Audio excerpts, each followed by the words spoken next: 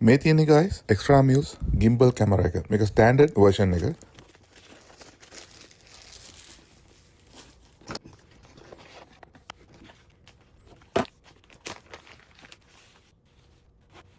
මේක ඇතුළේ තියෙන්නේ කැමරා එකයි එක්ස්ටෙන්ෂන් මොඩියුල් එකයි කැමරා එකට ආපු කේබල් එකයි ඊට අමතරව තියෙන්නේ මේක ආපු පවුච් එකයි විතරයි.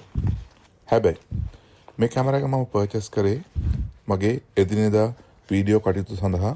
මේ කැමරා එක ඉතාමත් පහසුයි පාවිච්චි කරන්න. ඔබලා දන්නවා DJI Pocket 3 කැමරා එක කොහොමද ඇඩ් කරන්න කියලා.